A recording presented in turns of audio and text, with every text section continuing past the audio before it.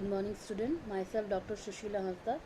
मैं आप लोगों को बीकॉम सेमेस्टर थर्ड का पेपर इनकम टैक्स का एक पोर्शन है कैपिटल गेन, उसके बारे में आप लोगों को बताऊंगी। What is capital gain? It is a type of income.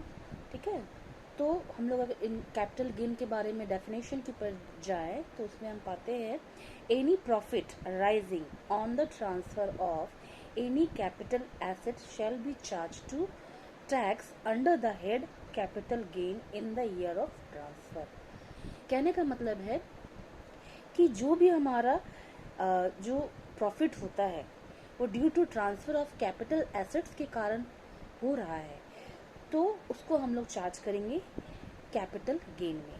कहने का मतलब है जितने भी कैपिटल एसेट्स हमारे हैं उनको हम बेचते हैं या उसको ट्रांसफ़र करते हैं, तो उससे जो हमको प्रॉफिट हो रहा है वो कैपिटल गेन के अंतर्गत में हम लोग उसको इंक्लूड करते हैं। Now what is capital assets? अब हम लोग जानते हैं कि what is capital asset. Capital assets हम किसको बोलेंगे? It means property of any kind, movable or immovable, tangible or intangible, but does not include the following। कहने का अर्थ है कि जो भी प्रॉपर्टी हम जिसको हम मूवेबल हो, इमूवेबल हो, चल या अचल हो, यानी कि वो एक जगह से दूसरी जगह मूव कर सकती हो या मूव नहीं भी कर सकती हो, टेंजिबल और इनटेंजिबल, जिसको हम छू सकते हैं या इसको हम नहीं भी छू सकते हैं, उस तरह की जो भी संपत्ति होती है उसको हम लोग कैपिटल एसेट्स बोलते हैं। बट कैपिटल एसेट्स में ये दो तीन जो चीज़ें हैं उनको हम लोग इंक्लूड नहीं करते हैं, जिसमें पहला है स्टॉक इन ट्रेड, दूसरा है agriculture land not situated in specified area and gold bond. मतलब stock in trade, agriculture land जो कि कुछ किसी खास स्पेसिफाइड एरिया में लोकेटेड है, और गोल्ड बॉन्ड। इन दो तीन चीज़ों को छोड़ करके हम लोग कैपिटल एसेट्स में नहीं इंक्लूड करते हैं। और ट्रांसफ़र का मतलब हो गया कि सेल, एक्सचेंज और एक्विजिशन। ट्रांसफ़र में ये तीन चीज़ें आती है कि हम लोग इस तीन चीज़ को हम लोग ट्रांसफ़र में बोलते हैं। तो कैपिटल गेन करने का मतलब हो गया कि जो भी कैपिटल एसेट्स हमारे हैं उनको अगर हम लोग ट्रांसफ़र करते हैं, सेल करते हैं, एक्सचेंज करते हैं, तो उसके द्वारा जो हमको प्रॉफिट प्राप्त होता है वो कैपिटल गेन के अंतर्गत में आता है और उसको हम लोग उस पर टैक्स कैलकुलेट किया जाता है। अब हम लोग देखेंगे what are the types of capital gain. Capital gain के कितने प्रकार है? दो प्रकार से हम लोग कैपिटल गेन को कैलकुलेट करते हैं या दो प्रकार के कैपिटल गेन होते हैं। पहला है शॉर्ट टर्म कैपिटल गेन, जिसको हम लोग शॉर्ट में STCG भी बोलते हैं, और दूसरा है लॉन्ग टर्म कैपिटल गेन, जिसको हम लोग LTCG भी बोलते हैं। अब हम लोग शॉर्ट टर्म कैपिटल गेन हम लोग किसको बोलते हैं? ठीक है, इसको हम लोग देखते हैं। तो short term capital gain arising on transfer of a short term capital assets are called STCG, short term capital gain. कहने का अर्थ है कि जो भी कैपिटल गेन प्राप्त होता है arising transfer of short term capital assets, उसको हम लोग शॉर्ट टर्म कैपिटल गेन बोलते हैं। कहने का अर्थ है कि शॉर्ट टर्म कैपिटल एसेट से के ट्रांसफ़र से जो हमको प्रॉफिट मिल रहा है वो हमारा STCG कहलाता है। अब हम लोग जानना चाहेंगे कि शॉर्ट टर्म कैपिटल एसेट्स क्या है। इसका मेंशन किया गया है सेक्शन 242B में। इसको डिफाइन किया गया है कि शॉर्ट टर्म कैपिटल एसेट्स हम लोग किसको बोलते हैं।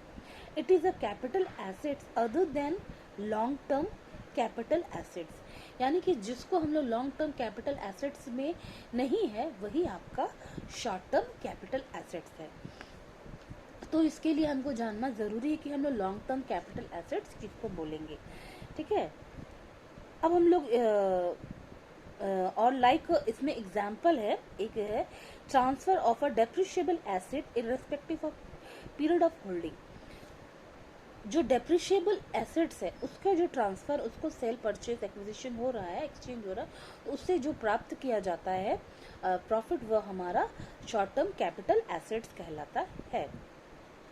शॉर्ट टर्म और लॉन्ग टर्म का जो ये डिफाइन किया गया है ना, तो ये जो है आपका पीरियड, होल्डिंग ऑफ पीरियड, यानी कि जो आप एसेट्स को होल्ड करके रखा है एससीसी, उसका लेंथ ऑफ पीरियड क्या है, उसने कितने साल तक अपने पास रखा था, और इसके बाद जो वो बेच रहा है, तो डेट ऑफ ट्रांसफ़र जो है उससे जो आपका पीरियड है, जो होल्ड करने का पीरियड है, वो ही पीरियड ही आपको आधारित करता है शॉर्ट टर्म कैपिटल गेन वो हो रहा है या लॉन्ग टर्म कैपिटल गेन हो रहा है।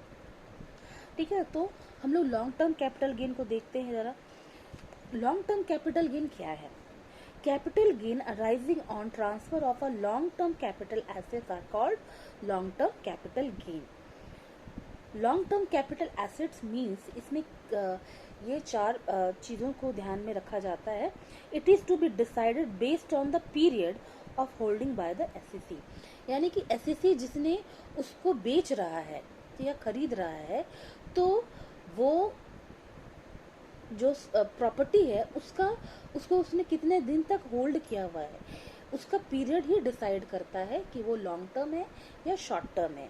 लॉन्ग टर्म के लिए यहाँ पे कुछ मंथ बताए गए हैं, अगर वो मंथ के अंदर वो उसको जो प्रॉपर्टी बेच रहा है, उस प्रॉपर्टी को उसने जितने भी मंथ यहाँ मेंशन किए गए उस मंथ तक होल्ड करके रखा है, या उसकी प्रॉपर्टी उतने मंथ तक थी, तो ही वो उसको लॉन्ग टर्म कैपिटल गेन कहलाएगा, अदरवाइज वो उसका शॉर्ट टर्म के वो अंतर्गत में वो आ जाएगा।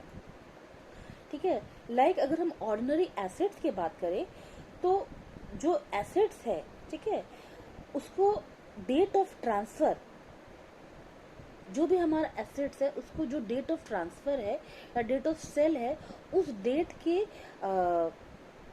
मोर देन 36 मंथ उस होल्ड किया है एससीसी ने, तो वो आपका लॉन्ग टर्म कैपिटल एसेट्स कहलाएगा। अगर वह 36 मंथ के से कम महीने के लिए वो उसके पास वो संपत्ति थी और जिसको उसने बेचा है, तो वो शॉर्ट टर्म कैपिटल एसेट्स कहलाएगा। शेयर के केस में क्या हो जाता है, ये आपका 36 मंथ मोर देन और less than, more than 36 month अगर एससीसी ने होल्ड करके रखा हुआ है, तो वो लॉन्ग टर्म कहलाएगा एसेट्स, अदरवाइज वो शॉर्ट टर्म कैपिटल एसेट्स कहलाएगा। और शेयर्स के केस में क्या हो जाता है, लाइक म्यूचुअल फंड, सिक्योरिटीज या जीरो कूपन बॉन्ड जो है, उसको डेट ऑफ ट्रांसफर के मोर देन 12 मंथ, 12 महीने तक से ज़्यादा उसने अगर उसको अपने होल्ड करके रखा हुआ था, तो वो आपका लॉन्ग टर्म कैपिटल एसेट्स कहलाएगा, अदरवाइज वो आपका शॉर्ट टर्म कैपिटल एसेट्स कहलाएगा। अब हम लोग देखते हैं exemption of LTCG on transfer of securities, जिसको मेंशन किया गया है सेक्शन 1038 में। ठीक है, इसमें आपको एग्जम्पशन दिया गया है कि इस तरह के जो लॉन्ग टर्म कैपिटल गेन होंगे उसमें किसी भी तरह का टैक्स कैलकुलेट नहीं होगा। ठीक है, इसमें है पहला rule, every SSC is eligible for the exemption. दूसरा है, the transferred asset must be LTCA, मतलब जो भी आपका एग्जम्पशन आपको तभी मिलेगा जब वो लॉन्ग टर्म कैपिटल एसेट्स होगा। The asset transferred is equity shares in a company और unit of equity oriented mutual fund. जो एसेट्स है वो आपका इक्विटी शेयर्स होगा या फिर आपका इक्विटी ओरिएंटेड म्यूचुअल फंड होगा, तभी उसमें आपको एग्जम्पशन मिलेगा। लास्ट है कि ट्रांसफर टेकन प्लेस ऑन और आफ्टर October 1, 2004, जो भी ट्रांसफर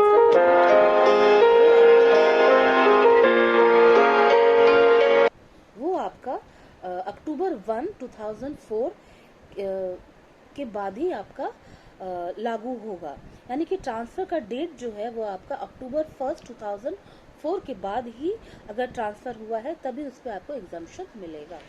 थैंक यू।